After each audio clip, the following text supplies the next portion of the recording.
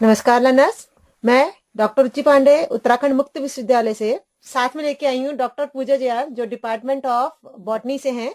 Ma'am, हाँ, आज हम दोनों मिलके विज्ञान से संबंधित 2024 की जितनी भी प्रमुख खोजें थी उनको हमने सेलेक्ट करा। उनमें से जो बेस्ट लगी, जो आपको जानकारी देने के लिए उचित है, जो हमारे कोशिश करी जा रही है कि जो हमारे 2024 में जीवन बदलने वाले आविष्कार के रूप में आगे मानी जाएंगी, उनको स्पष्ट या उनके बारे में कुछ जानकारी देने जा रहे हैं। दोस्तों, जैसे कि आप जानते हैं कि 2024 का साल का अंतिम पड़ाव पर है। इस बार यह नजर डालना जरूरी है उन 2024 की साइंटिफिक डिस्कवरीज जिन्होंने मानवता को नई ऊंचाइयों पर पहुंचाया है। क्या आपको ऐसा लगता है कि इस साल की खोजों ने हमारे भविष्य के जीवन के नए दरवाजे खोल दिए हैं? आइए जानते हैं 2024 की वे वैज्ञानिक खोजें जो हमारे आने वाले कल को एक नया आकार देंगी, एक नया जीवन देंगी और जो हमारे 2024 में जीवन को बदलने के लिए आविष्कार के रूप में संभव हो सकेंगे। उनमें मैं डॉक्टर रुचि पांडे आज प्रथम खोज जो हमारे 2025 में भी हमारे जीवन के विकास के लिए संभव है, उसमें प्रमुख खोज में ला रही हूँ। पहली, क्वांटम कंप्यूटिंग में क्रांति। क्वांटम कंप्यूटिंग ने इस साल जो बड़ी छलांग लगाई है वो है क्वांटम कंप्यूटिंग। पारंपरिक कंप्यूटर के मुकाबले अनगिनत गुना तेजी से यह डाटा प्रोसेसिंग की क्षमता और विज्ञान और तकनीकी के क्षेत्र में नई उम्मीदें पैदा करता है। कंपनियां अब ऐसे कंप्यूटर सिस्टम पर काम कर रही हैं जो अत्यंत जटिल गणनाओं को सेकंड में हल कर सकती है। उसमें ये सबसे रोमांचकारी परिवर्तन जो है क्वांटम कंप्यूटिंग, जो पारंपरिक कंप्यूटर को पूरी तरह से बदलने की क्षमता रखता है। यह विज्ञान और प्रौद्योगिकी के क्षेत्र में एक नई क्रांति की शुरुआत कर सकता है, क्योंकि यह वर्तमान सुपर कंप्यूटर के मुकाबले बहुत अधिक शक्ति और गति प्रदान देने वाला होता है। प्रश्न उठता है कि क्वांटम कंप्यूटिंग होती क्या है? क्वांटम कंप्यूटिंग पारंपरिक बाइनरी बिट्स के बजाय क्वांटम बिट्स, जिसे हम क्यूबिट्स भी कहते हैं, का उपयोग करता है। क्यूबिट्स क्वांटम यांत्रिकी के सिद्धांत पर आधारित होती है, जैसे सुपरपोजिशन। सुपरपोजिशन का मतलब क्या हुआ है? एक समय में कई राज्यों में होना। और एलिंगमेंट, जिसका अर्थ है क्यूबिट्स का आपस में गहरा संबंध होना। इन दोनों पर निर्धारित होती है, इन दोनों पर आधारित होती है। इन दोनों गुणों के आधार पर क्वांटम कंप्यूटर जटिल समस्याओं को बहुत तेजी से हल करने की क्षमता रखता है, जिनको एक साधारण कंप्यूटर करने के लिए, इन कामों को करने के लिए बहुत साल ले सकता है। क्वांटम कंप्यूटिंग में क्रांति के जो प्रमुख पहलू हैं वो है गति और क्षमता। मतलब जो मेन इससे फायदे हैं वो है गति और क्षमता। पारंपरिक कंप्यूटर की तुलना में ये एक ऐसी बाइनरी प्रोसेस है जिससे कई संभावित राज्यों को एक साथ हैंडल किया जा सकता है, उसमें होने वाली गणनाओं को एक साथ काम करा जा सकता है, जिससे समस्याएं सुलझाने की क्षमता बढ़ जाती है। और इससे क्रिप्टोग्राफी, ड्रग डिस्कवरी और ऑटोमाइजेशन में तेजी आ सकती है। इसके और जो लाभ हैं वो है क्रिप्टोग्राफी और सुरक्षा। क्रिप्टोग्राफी क्या है? देखिए, वर्तमान में इस्तेमाल होने वाली क्रिप्टोग्राफी तकनीक बहुत हद तक पारंपरिक कंप्यूटर पर आधारित है, लेकिन यह शक्तिशाली क्वांटम कंप्यूटर इस सुरक्षा को तोड़ सकता है। हालांकि यह खतरा होने के साथ साथ क्वांटम क्रिप्टोग्राफी के माध्यम से और अधिक सुरक्षित तरीके से विकास किए जा सकते हैं, जो कि क्वांटम कंप्यूटर के आने के बाद डेटा की सुरक्षा निश्चित हो सकती है। क्वांटम कंप्यूटिंग ने सामान्य विज्ञान और शोध में भी कई बदलाव लाए हैं, जिससे विभिन्न तरह की खोजों के रास्ते खुल सकते हैं। कई क्वांटम रसायन, quantum physics, machinery learning, AI आदि में यह मशीन बहुत ही ज्यादा क्या है, फायदेमंद है, बहुत ज्यादा लाभकारी है। कई संवेदनशील समस्याओं के समाधान के लिए यह बहुत ही लाभकारी सिद्ध हुई है, जैसे कि बहुत बड़ी संख्या को गुणा करना, ड्रग डिजाइनिंग करना, जटिल वेब डिजाइनिंग करना, विश्लेषण करना। क्वांटम कंप्यूटर इन समस्याओं को बहुत तेजी से सॉल्व करने की क्षमता रखता है। तथा साथ ही फार्मास्यूटिकल और चिकित्सा, वित्तीय सेवाएं, ऑटोमाइजेशन जैसी समस्याएं जो होती हैं, उसके लिए क्वांटम कंप्यूटर का उपयोग किया जा रहा है और किया जाएगा इन भविष्य में इन साधारण कंप्यूटर को छोड़कर क्वांटम कंप्यूटिंग को ही आगे एक्सेप्ट किया जाएगा। और एक्सेप्ट करा तो जाएगा, लेकिन इससे लिए कुछ ना कुछ चुनौतियां, हर किसी काम के लिए कुछ ना कुछ चुनौतियां होती हैं, इसीलिए इसकी भी कुछ चुनौतियां हैं। जैसे कि क्वांटम कंप्यूटिंग में जो क्यूबिट्स की है उसकी स्थिरता, क्वांटम डेकेहेड्स को बनाए रखना बहुत कठिन होता है, क्योंकि डेको हैकर्स होते हैं, वो क्यूबिट्स अपने क्वांटम गुणों को खो देता है। उसका इंफ्रास्ट्रक्चर सेट करना, क्योंकि इंफ्रास्ट्रक्चर सेट करने का मतलब है कि इस चीज को सेट करने के लिए बहुत ठंडे वातावरण की आवश्यकता होती है, और टेम्परेचर वेरिएशन तो इंडिया क्या वर्ल्ड में सभी जगह है, हमेशा टेम्परेचर मेंटेन रखना पॉसिबल नहीं है। तो यह इस कारण थोड़ा क्या है, महंगा है, लेकिन फ्यूचर में इसके कोई ना कोई सॉल्यूशन निकाले जाएंगे। लेकिन आज ये 2024 की सबसे बड़ी चुनौती के रूप में, और 2025 जो अब आ रहा है उसमें एक चुनौतीपूर्ण रिसर्च के रूप में यहाँ पर रखा गया पहले नंबर। ठीक है, इसके अलावा कुछ और जो क्वांटम के अकॉर्डिंग है नई क्रांति है, वो है इसके बाद कैंसर से रिलेटेड, जो कि हमारे साथ जो डॉक्टर पूजा जुआल मैडम है, वो आपको इससे संबंधित कुछ जानकारी को प्रस्तुत करेंगी। दूसरा हम आपको बताने जा रहे हैं, जैसे रुचि मैम ने आपको क्वांटम कंप्यूटिंग के बारे में बताया, दूसरी जो एक प्रमुख खोज है वो है कैंसर के लिए व्यक्तिगत चिकित्सा। कैंसर जो आपको पता ही है एक खतरनाक बीमारी के रूप में जाना जाती है। कैंसर के इलाज में इस साल ऐसा कदम उठाया है कि जो लाखों जिंदगियों को बदल सकता है। अब मरीज के लिए डीएनए के आधार पर खास तौर से इलाज दिया जा सकता है, जिससे इलाज के नतीजे बहुत सटीक आएंगे। कैंसर के लिए व्यक्तिगत चिकित्सा एक आधुनिक और क्रांतिकारी दृष्टिकोण है, जो हर व्यक्ति के शरीर की विशेषताओं और कैंसर की विशिष्ट प्रकृति को ध्यान में रखते हुए इलाज प्रदान करता है। पारंपरिक कैंसर चिकित्सा जैसे कि कीमोथेरेपी और रेडिएशन थेरेपी, जो आजकल कैंसर के इलाज में प्रयुक्त होती हैं, एक सामान्य दृष्टिकोण अपनाते हैं इनको यूज करते हुए, जो सभी मरीजों का समान रूप से लागू होते हैं। ये कीमोथेरेपी और रेडिएशन आजकल आपको हर कैंसर की बीमारी में इससे इलाज किया जाता है। लेकिन जो पर्सनलाइज मेडिसिन है, जैसे प्रिसीजन मेडिसिन भी कहा जाएगा, में उपचार उस विशेष व्यक्ति के जीन्स, जीवन शैली और कैंसर की विशेष प्रकार की जानकारी के आधार पर कस्टमाइज किया जाता है। पर्सनलाइज कैंसर मेडिसिन की जो प्रमुख बातें हैं, उनमें से पहला है जीनोम सीक्वेंसिंग। प्रत्येक व्यक्ति का जो जीनोम होता है वो अनूठा होता है, अलग होता है, और कैंसर कोशिकाओं के भीतर भी सामान्य कोशिकाओं से विभिन्न प्रकार के उत्परिवर्तन यानी म्यूटेशन हो सकते हैं। जीनोम सीक्वेंसिंग तकनीक के माध्यम से डॉक्टर ये समझ सकते हैं कि कैंसर की कोशिकाओं में कौन से जीन बदलाव हुए हैं या म्यूटेशन हुए हैं। इस जानकारी से पता चलता है कि मरीज के लिए कौन सा उपचार सबसे प्रभावी है। उसी के आधार पर उसका उपचार आगे किया जा सकता है। टारगेट थेरेपी जो दूसरी है, टारगेट थेरेपी है। पर्सनलाइज मेडिसिन का एक महत्वपूर्ण हिस्सा है टारगेट थेरेपी, जिसमें उपचार केवल उन जीन या प्रोटीन को निशाना बनाता है जो कैंसर कोशिकाओं को बढ़ावा देने में भूमिका निभाते हैं, और बाकी कोशिकाओं को वो नुकसान नहीं पहुंचाते हैं। यह सामान्य कोशिकाओं को न्यूनतम नुकसान पहुंचाते हुए कैंसर की कोशिकाओं को लक्ष्य बनाते हैं। सिर्फ कैंसर के ही टारगेट करते हुए उसको वो खत्म करेंगे, बाकी जो हमारे बेनिफिट वाले जो सेल्स हैं उनको नुकसान नहीं पहुंचाएंगे, जिससे उपचार के दुष्प्रभाव भी कम हो जाते हैं। क्योंकि अगर हम सिर्फ टारगेट थेरेपी का इस्तेमाल खतरनाक सेल्स को मारने के लिए कर रहे हैं, तो उससे हमारे जो दूसरे सेल हैं जो हमारे फायदे के लिए हमारे शरीर में, वो नष्ट नहीं होंगे। तो इसलिए हमारे शरीर को बहुत ज्यादा नुकसान नहीं होगा इस इलाज से। तीसरा है बायोमार्कर्स का उपयोग। बायोमार्कर्स यानी जैविक संकेतक वह पदार्थ होते हैं जिन्हें रक्त, मूत्र या टिश्यू सैंपल में देखा जा सकता है, और ये कैंसर की उपस्थिति, प्रकार और उनकी प्रकृति का संकेत देते हैं। ये बायोमार्कर्स डॉक्टर को यह पहचानने में मदद करते हैं कि कौन सा उपचार एक विशिष्ट मरीज के लिए सबसे उपयुक्त होगा। इससे उपचार को अधिक सटीक और प्रभावी बनाया जा सकता है। चौथा है इम्यूनोथेरेपी। इम्यूनोथेरेपी एक नया उपचार विकल्प है जिससे मरीज के इम्यून सिस्टम को कैंसर कोशिकाओं को पहचानने और नष्ट करने के लिए प्रशिक्षित किया जाता है।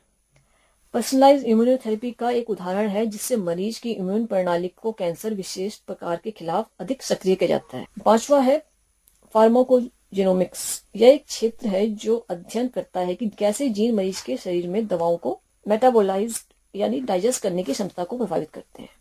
इसका उपयोग यह निर्धारित करने में किया जाता है कि कौन सी दवाएं किस मरीज के लिए सबसे उपयुक्त और कौन सी दवाएं उन्हें नुकसान पहुंचा सकती हैं। सिक्स्थ है लिक्विड बायोप्सी।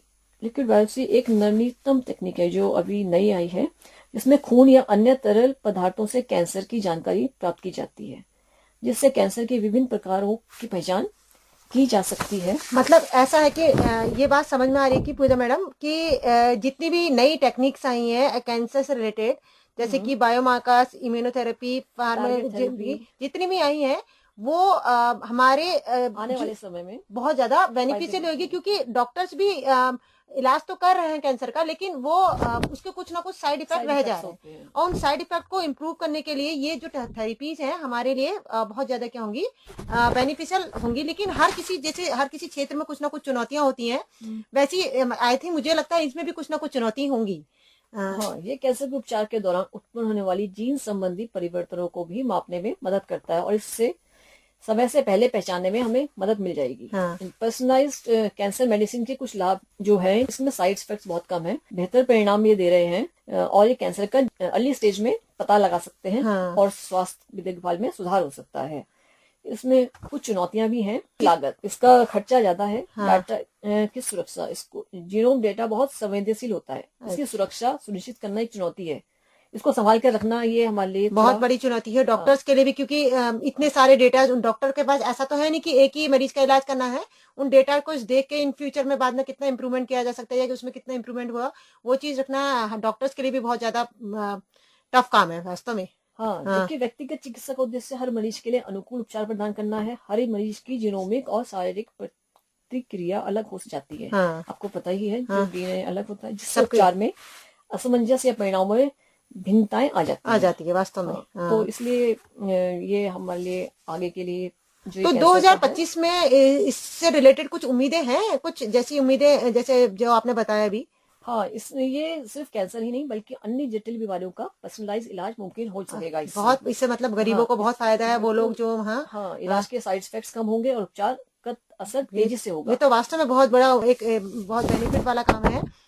जैसे कि पूजा मैडम ने बताया कि इसके इलाज के साथ साथ और बाद में इन फ्यूचर 2025 में इससे कई इलाज मुमकिन हो सकते हैं, जो कि अभी लाइलाज हैं। कई बीमारियों की जानकारी जो नहीं हो पाती है डीएनए के थ्रू, और इसके थ्रू हम जानकारी प्राप्त कर सकते हैं। मैं आपको अब तीसरी कोई जो 2024 की एक प्रमुख खोज के बारे में बताने जा रही हूँ, वो है फ्यूजन एनर्जी की सफलता। कई दशकों की मेहनत के पश्चात इस साल वैज्ञानिकों ने न्यूक्लियर फ्यूजन की प्रक्रिया में महत्वपूर्ण सफलता प्राप्त की है। न्यूक्लियर फ्यूजन जो केमिस्ट्री से रिलेटेड है, केमिकल साइंस से रिलेटेड है, न्यूक्लियर फ्यूजन की प्रक्रिया में बहुत सफलता प्राप्त करी है। इस प्रकार सूर्य से प्रेरित और यह क्लीन और अनलिमिटेड एनर्जी का स्रोत माना जा रहा है। मतलब एनर्जी का स्रोत तो था ही, लेकिन अनलिमिटेड एनर्जी का जो सोर्स है वो क्या है, न्यूक्लियर फ्यूजन माना जा रहा है। न्यूक्लियर फ्यूजन भविष्य में ऊर्जा के समाधान का एक प्रमुख मेन सोर्स माना जा रहा है, यानी कि जो एनर्जी प्रॉब्लम है इस समय संसार में, वो उसका क्या होगा, सॉल्यूशन किया जा सकता है। यह एक स्वच्छ, सस्ती और अपार ऊर्जा का स्रोत हो सकता है, जिससे हम जलवायु परिवर्तन से निपटने विश्वव्यापी ऊर्जा संकट का समाधान कर सकते हैं। हालांकि फ्यूजन को लेकर बहुत सारे शोध किए जा रहे हैं, लेकिन इस क्षेत्र में महत्वपूर्ण जो है मील के पत्थर के रूप में सामने आए हैं, जो भविष्य के लिए एक सकारात्मक संकेत के रूप में प्रस्तुत है। लेकिन प्रश्न ये उठता है कि न्यूक्लियर ये हमारा फ्यूजन एनर्जी होता क्या है एक्चुअल में? जो क्या होता है, जिसमें हल्के तत्व के नाभिक जैसे कि हाइड्रोजन सबसे लाइट एलिमेंट्स माना गया है, मिलकर भारी नाभिक में बदला जाता है, यानी कि हीलियम में बदला जाता है। इस प्रोसेस में जो लाइट मॉलिक्यूल्स होते हैं कंबाइंड होकर जो हैवी मॉलिक्यूल्स बनाता है, तो अमाउंट ऑफ एनर्जी क्या होती है, रिलीज होती है। जैसे कि कह सकते हो ठीक वैसे ही जैसे सूर्य और अन्य सारे तारे मिलकर ऊर्जा का उत्पादन करते हैं, मतलब हम क्या, जैसे सोलर एनर्जी डेवलप होती है, उसी तरह से इस प्रोसेस के थ्रू भी एनर्जी का डेवलपमेंट होता है। जैसे कि हम कह सकते हैं कि 1 ग्राम ड्यूटेरियम से सैकड़ों किलोवाट ऊर्जा उत्पन्न की जा सकती है। मतलब ये माना जा रहा है कि 1 ग्राम ड्यूटेरियम से सैकड़ों किलोवाट, जहाँ एनर्जी की डेफिशिएंसी है, वहाँ एनर्जी को आर्टिफिशियली डेवलप किया जा सकता है। ठीक है, स्वच्छ और पर्यावरण, मतलब सबसे पहले जो एनर्जी होगी हार्मफुल नहीं होगी, वो स्वच्छ पर्यावरण से सुरक्षित होगी। ठीक है, इसमें क्योंकि इस प्रोसेस में कोई भी ग्रीन हाउस गैस एग्जॉस्ट नहीं होती है, कोई भी उत्सर्जित नहीं होती है, कोई भी परमाणु कचरा उत्पन्न नहीं होता, वेस्ट मटेरियल उत्पन्न नहीं होता है, तथा इसमें संलयन का जो प्रमुख ईंधन स्रोत है वो हाइड्रोजन है। ठीक है, जो समुद्र अत्यधिक मात्रा में उत्पन्न होता है, जो समुद्र में होता है और बहुत ज्यादा लार्ज क्वांटिटी में क्या होता है, डेवलप होता है। इसके जो फ्यूजन एनर्जी की सफलता में जो प्रमुख मील के पत्थर है वो क्या है, सबसे पहले आईटीआर। आईटीआर दुनिया के सबसे बड़े और सबसे महत्वाकांक्षी संलयन परियोजना में से एक है। इसे फ्रांस में बनाया जा रहा है। इसका उद्देश्य जो फ्यूजन एनर्जी से उत्पन्न ऊर्जा है उसको वास्तविक एनर्जी, जो रियल एनर्जी, जो आर्टिफिशियल एनर्जी हमने डेवलप करी है न्यूक्लियर फ्यूजन के थ्रू, फ्यूजन एनर्जी के थ्रू, उस एनर्जी को रियल एनर्जी में कन्वर्ट करने के लिए आईटीआर अभी प्रोसेस में है।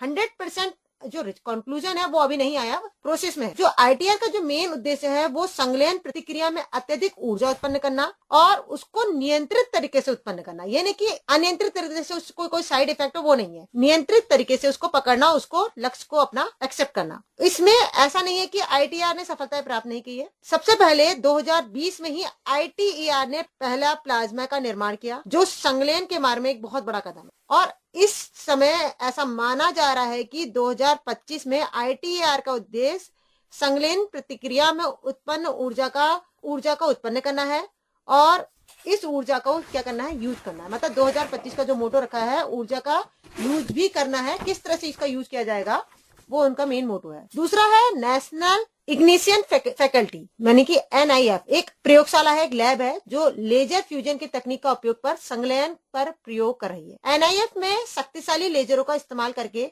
छोटे हाइड्रोजन बॉल, जिसे हम फ्यूल पैलेट्स कहते हैं, अत्यधिक दबाव और तापमान पर संकुचित किया जाता है, जिससे कि उनमें क्या हो, संलयन की प्रक्रिया शुरू हो सके। और इसमें उन्होंने सफलता भी प्राप्त की है। दिसंबर 2022 में NIF ने अपनी पहली बार संलयन ऊर्जा नेट एनर्जी गेन, जिसे फ्यूजन इग्निशन कहते हैं, से प्राप्त किया है। इसका मतलब है कि उन्होंने संलयन प्रतिक्रिया से प्राप्त ऊर्जा के मुकाबले अधिक ऊर्जा उत्पन्न करी और इस ऊर्जा को 2022 में ही एक ऐतिहासिक सफलता के रूप में माना जा रहा है। लेकिन 2025 एक मील के पत्थर के रूप में, आज मैंने आपको भी बताया, उसका मेन मोटो ये है कि उस आर्टिफिशियल एनर्जी को नेचुरल एनर्जी में कन्वर्ट करना, और ज्यादा से ज्यादा कन्वर्ट तो हो रही है लेकिन लेस अमाउंट में हो रही है, मोर अमाउंट में कन्वर्ट करने का उनका मेन मोटो है। तीसरा है प्राइवेट सेक्टर इनोवेटिव, जैसे टोकमार्क एनर्जी ऑफ हीलियम एनर्जी जैसी निजी कंपनियां हैं, वो संलयन ऊर्जा के क्षेत्र में बहुत एक्टिव है, बहुत सक्रिय है। ये कंपनियां नए प्रकार के टोकामक और प्रौद्योगिकी का विकास कर रही हैं। हीलियन एनर्जी ने 2023 में दावा किया कि उनकी फ्यूजन रिएक्टर तकनीक से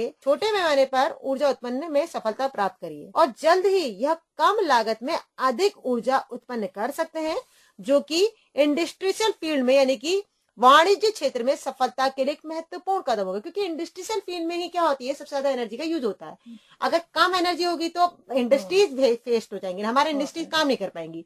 तो आर्टिफिशियल एनर्जी को अगर कम लागत पर अधिक ऊर्जा उत्पन्न करने के लिए फैसिलिटी मिल रही है, तो this is the best for 2024 करो। 25 में ये एक बहुत बड़े विकसित क्षेत्र के रूप में हमारे समाज में, यानी कि संसार में क्या हो जाएगा, डेवलप हो जाएगी। फिर है फ्यूजन साइकिल एंड मटेरियल। संलयन ऊर्जा की सफलता केवल संलयन प्रतिक्रिया तक सीमित नहीं है, बल्कि यह उच्च तापमान पर काम करने वाले रिएक्टर सामग्री की आवश्यकता भी है इसमें, जैसे कि लिथियम 6, लिथियम 7, जो कि क्या है, इसके का उपयोग करके टाइटेनियम उत्पन्न करने के लिए किया जा रहा है। लिथियम 6 और लिथियम 7 का उपयोग किस लिए किया जा रहा है, टाइटेनियम उत्पन्न करने के लिए, क्योंकि यह टाइटेनियम स्वाभाविक रूप से मौजूद नहीं होता, ये तो आर्टिफिशियली प्रोड्यूस होता है, आर्टिफिशियली लैब में बनता है, तो इसको नेचुरल प्रोड्यूस किया जा सकता है। इस रिएक्टर में भी भीतर भी इसे रिएक्टर के अंदर भी काम करना पड़ता है, ऊर्जा उत्पन्न करनी पड़ती है। इसके अलावा रिएक्टर में तापमान, रेडिएशन के स्तर को सहन करना पड़ता है, जिससे उच्च गुणवत्ता वाली सामग्री और तकनीकों की आवश्यकता होती है। इसमें सुपर कंडक्टिंग मैग्नेट्स और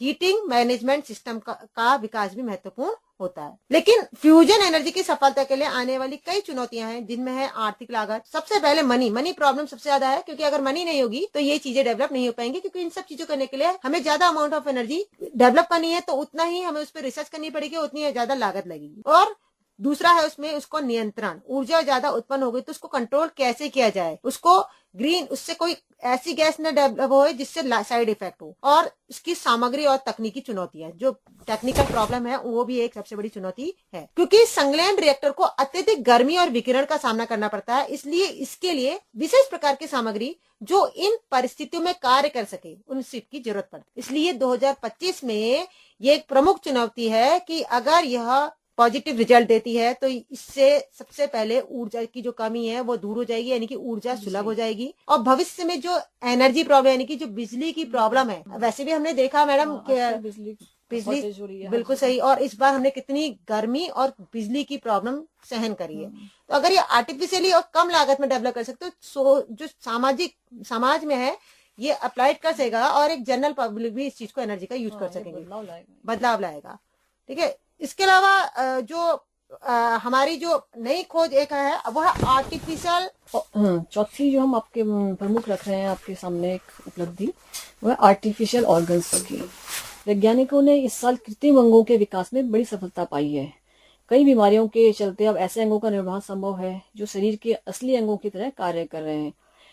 जो कृत्रिम अंग हैं वो उनके लिए बहुत ही जरूरी हो गए हैं आज के लिए। मतलब उनके लिए अच्छी खबर है कि जो अपने एक्सीडेंट या बीमारियों से अपने अंगों को खो देते हैं उनके लिए बहुत अच्छी खोज होगी। चिकित्सा विज्ञान में क्रांतिकारी क्षेत्र है जो मानव अंगों की कार्य क्षमता को पुनः स्थापित करने या अंगों की कमी को पूरा करने के लिए डिजाइन किए गए हैं। इनका मुख्य उद्देश्य उन मरीजों के जीवन को बचाना है जिनके अंगों ने या तो कार्य करना बंद कर दिया है, जिन्हें ऑर्गन ट्रांसप्लांट का विकल्प नहीं मिल पाता है। तो ऑर्गन ट्रांसप्लांट बहुत कम होता है हमारे देश में, तो बहुत ऐसे हैं जिनको ये अवसर नहीं मिल पाता है, तो वो क्या करें। हाल के वर्षों में आर्टिफिशियल ऑर्गन्स के क्षेत्र में कई नई उपलब्धियां और महत्वपूर्ण प्रगति हुई है जो इस क्षेत्र के भविष्य को उज्जवल बनाती है। पहले जो नई उपलब्धियों के बारे में बता रहे हैं वो है पहला 3D प्रिंटिंग और बायो प्रिंटिंग के द्वारा कृत्रिम अंगों का विकास। 3D प्रिंटिंग और बायो प्रिंटिंग का उपयोग अंगों के निर्माण में हो रहा है, जहां मानव कोशिकाओं को लेकर अंगों के मॉडल बनाए जाते हैं। इस तकनीक में स्टेम सेल्स, बायो इंक्स का उपयोग किया जाता है जिससे फंक्शनल टिश्यू और अंगों का निर्माण किया जा सकता है। दूसरा है लैब में विकसित अंग यानी लैब ग्रोन ऑर्गन्स। लैब और ग्रोन ऑर्गन्स का निर्माण एक प्रमुख प्रगति है जिसमें वैज्ञानिकों ने स्टेम सेल का उपयोग करके इंसान के अंगों की तरह कार्य करने वाले अंगों को लैब में ही विकसित किया है। तीसरा है artificial heart technology. Artificial heart का विकास एक प्रमुख उपलब्धि है जो उन मरीजों के लिए जीवन रक्षक हो सकता है जिनका दिल पूरी तरह से विफल हो चुका है। चौथा है आर्टिफिशियल पेनक्रियाज यानी कृत्रिम अंगनाशय। आर्टिफिशियल पेनक्रियाज वह प्रणाली है जो टाइप 1 डायबिटीज से पीड़ित मरीजों के लिए इंसुलिन उत्पादन की प्रक्रिया को स्वचालित करती है। हाल ही में हाइब्रिड आर्टिफिशियल पेनक्रियाज सिस्टम विकसित किए गए हैं जो मरीजों की रक्त शर्करा यानी ब्लड शुगर के स्तर को स्वयं नियंत्रित कर सकते हैं। यह प्रणाली कंटिन्यूअस ग्लूकोज मॉनिटर, सीजीएम और इंसुलिन पंप्स के संयोजन से काम करती है। 2024 में एफडीए ने आर्टिफिशियल पेनक्रियाज सिस्टम को पूरी तरह से अनुमोदित कर दिया है जिससे डायबिटीज के उपचार में एक नई दिशा मिल सकती है और उनके लिए आगे फायदेमंद होगी जो डायबिटीज के मरीज हैं। पांचवा है आर्टिफिशियल लंग्स यानी कृत्रिम फेफड़े। कृत्रिम फेफड़ों का विकास भी तेजी से हो रहा है, खासकर उन मरीजों के लिए जिन्हें एक्यूट रेस्पिरेटरी फेलियर या क्रोनिक लंग डिजीज है। लंग से बीमारी से जूझ रहे मरीजों के लिए ये आगे बहुत लाभदायक होने वाला है। हाल ही में बायो कंपेटेबल आर्टिफिशियल लंग्स पर शोध तेज हुआ है जो मानव शरीर में एक लंबी अवधि तक कार्य कर सकते हैं।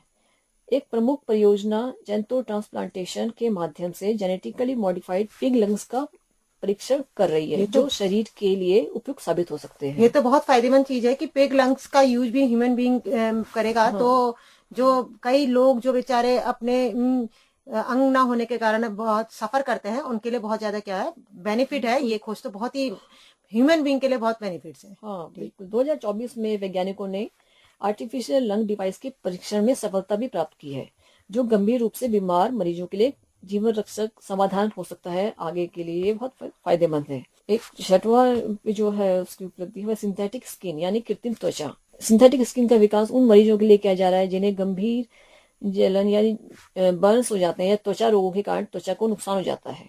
सातवां है retinal implants and artificial eyes. Artificial eyes और रेटिनल इम्प्लांट्स के क्षेत्र में महत्वपूर्ण प्रगति हुई है सर। उन मरीजों के लिए जो अंधेपन से पीड़ित हैं, कृत्रिम आंखों और रेटिना इम्प्लांट्स ने उन्हें आंशिक दृष्टि देने की क्षमता प्रदान की है। 2024 में रेटिनल इम्प्लांट्स की नई पीढ़ी विकसित की गई है जो दृष्टिहीनता के इलाज में अधिक प्रभावी और लंबी अवधि तक काम करने वाली है। आर्टिफिशियल ऑर्गन्स के जो कुछ लाभ हैं वो रुचि मैम आपको बताने जा रही हैं। आर्टिफिशियल ऑर्गन्स जैसे मैम ने बताया कि इस बार मतलब कृत्रिम अंग, कृत्रिम आईज, कृत्रिम लंग्स जो हैं आपके बेनिफिशियल इफेक्ट दे रहे हैं ह्यूमन बीइंग को। और इसी तरह जब बेनिफिशियल है तो उनके लाभ क्या है। देखिए कृत्रिम अंगों का विकास उन मरीजों के लिए वरदान हो सकता है जिनके पास अंग दान करने का विकल्प उपलब्ध नहीं होता है। साथ ही बायो प्रिंटिंग और लैब ग्रोथ तकनीकी के माध्यम से अंगों को मरीजों की शारीरिक संरचना और जैविक जरूरतों के हिसाब से कस्टमाइज किया जा सकता है तथा नो रिजेक्शन रिस्क मतलब विकास से शरीर का अंगों का रिजेक्शन होने का जोखिम कम हो जाता है। और क्योंकि ये अंग मरीज के खुद के कोशिकाओं से विकसित हो सकते हैं। पहले तक तो क्या होता था, इन अंगों के ना मिलने के कारण कुछ मरीज जो बहुत ज्यादा परेशान रहते हैं, और फिर बाद में वो क्या होता था, इन सब चीजों को जूझते होते वो अपने जिंदगी से परेशान हो जाते थे। हाँ, फिर उनको कुछ ऐसे कदम उठाने पड़ जाते थे जो मतलब नहीं करने चाहिए ह्यूमन को, क्योंकि वो लेकिन इतना सफर करते थे, वो तो वही समझ सकते हैं क्योंकि वो इतना सफर कर रहे थे। लेकिन हमारे साइंस ने, विज्ञान ने इस बार इतनी अच्छी ये खोज दी है, और हालांकि ये खोज देने के साथ मैं आपको बार बार कह रही हूँ, हर किसी की खोज के पीछे कुछ ना कुछ चुनौती होती है। इसके पीछे भी चुनौती यह है कि ये पहले तो थोड़ा साधारण नॉर्मल या गरीब लोगों के लिए नहीं हो पाएगी, क्योंकि इसमें पैसों की थोड़ी ज्यादा अमाउंट होगा, लगेगा ही लगेगा। दूसरा फिर लोगों को इसकी जानकारी नहीं है, अवेयरनेस भी नहीं है लोगों को। चैलेंज ये है कि हर किसी कृत्रिम अंग को, शरीर को स्वीकार करना, हाँ बिल्कुल, अपने अपनी जो अपना बॉडी होती है वो हर अंग को स्वीकार नहीं कर पाती है। हाँ, किसी कोई किसी की बॉडी इस चीज को एक्सेप्ट करेगी और किसी की बॉडी इस चीज को एक्सेप्ट नहीं करेगी, तो ये सबसे बड़ी चुनौती है। दूसरी जो चुनौती है वो है इसका हाई कॉस्ट है। कॉस्ट। बायो इंजीनियरिंग और 3D प्रिंटिंग की तकनीकों के उच्च विकास खर्चों ने इन अंगों की जो लागत को बहुत अधिक हो सकती है, जो जो भी नॉर्मल या कॉमन पीपल है उनके बिल्कुल सही बाहर हो सकती है, लेकिन हो सकता है आगे चलते हुए ये, हाँ, मतलब यह है कि भविष्य में 2000 आगे, मतलब भविष्य 2025 भी हम कैसे कहें, मतलब भविष्य में हम ये कह सकते हैं कि ये अगर इसमें लागत कम हो जाए, ये तो ये साधारण मनुष्य जो इस चीज को एक्सेप्ट कर सकते हैं, फिर इस चीज को अप्लाई कर सकते हैं, क्योंकि एक नॉर्मल पर्सन के लिए इतना पैसा तो होगा नहीं ना, एक सामान्य और लेकिन और भी कुछ इससे ये है, देखिए चुनौती इसकी क्या है। हाँ, एक है लॉन्ग टर्म फंक्शनल। हाँ, कृत्रिम अंगों की जो दीर्घकालिक कार्य क्षमता है, हाँ, वो कितने लंबे समय तक कार्य करेगी, उनके साथ होने वाले दुष्प्रभावों का अध्ययन अभी भी इस बारे में अध्ययन होता रहा है। और ऐसा भी माना जा रहा है कि 2025 में इस पे जो संभावनाएं है कि अंग प्रत्यारोपण वाले जो मरीज हैं, जो बहुत लंबे समय से इस चीज का इंतजार कर रहे थे, उनको ये बहुत ज्यादा क्या होगा, बेनिफिट देगा, उनके लिए बहुत ज्यादा, उनके लिए खुशी की बात है ये। और कृत्रिम अंगों का प्रयोग करके लोगों के जीवन को बचाया जा सकता है। देखिए, हालांकि मैं ये नहीं कहूंगी कि केवल ये 4 ही खोजें हुई थी, हम बस यही कहेंगे कि खोजें तो बहुत हुई हैं, लेकिन इतनी चीजों को हम यहाँ पर एक्सप्लेन नहीं कर पाएंगे, लेकिन उनमें से कुछ चुनिंदा जो मानव जीवन को बचाने के लिए यह बहुत ज्यादा बेनिफिशियल है और जिससे हमारे समाज में बहुत ज्यादा परिवर्तन आ सकते हैं, वो हमने आज प्रस्तुत करी है। ये हमारे जीवन को गुणवत्ता पूर्वक बना सकती है खोजें, ये हमारे स्वास्थ्य, ऊर्जा और पर्यावरण से जुड़ी समस्याओं को समाधान में मदद कर सकती है, तथा व्यावसायिक और व्यापक रूप से उपयोग बनाने के लिए और आगे की अधिक शोध करने के लिए बहुत ज्यादा क्या है, लाभदायक है। लेकिन इनमें और शोध की आवश्यकता है। लेकिन इन खोजों ने यह स्पष्ट है कि हम भविष्य में कई ऐसी समस्याओं का समाधान पाने की ओर बढ़ रहे हैं जो अब तक असंभव प्रतीत होता था। ये हमारे लिए असंभव लगता था, बहुत चीजें जो अभी हमें संभव लगने लगी हैं। इन क्षेत्रों में हो रही प्रगति निश्चित रूप से एक नई क्रांति की शुरुआत है। वास्तव में नई क्रांति की शुरुआत है और दुनिया में एक नई संभावनाओं के युग को जन्म दे सकती है। मतलब हम ये नहीं कह सकते कि किसी चीज का एंड हो गया, हम नई शोधें चल रही हैं। विज्ञान तो वैसे भी हर बार हर एक पल में चलते फिरते उठते बैठते एक नई खोज करता ही है। भविष्य में हो सकता है इससे रिलेटेड बहुत क्या छुपा है हमें नहीं पता, हो सकता है और बीमारियों या और फायदे की चीजों या जो रिसर्च हो रही है वो सक्सेस हो जाए। आशा करते हैं कि हमारे वैज्ञानिक और हम भी खुद कोशिश करें कि कुछ इन पर इन खोजों को और अधिक संभव बनाने के लिए, जिससे लोगों को अधिक से अधिक लाभ मिल सके। आशा करते हैं आप लोगों को हमारी जानकारी पसंद आई होगी। धन्यवाद।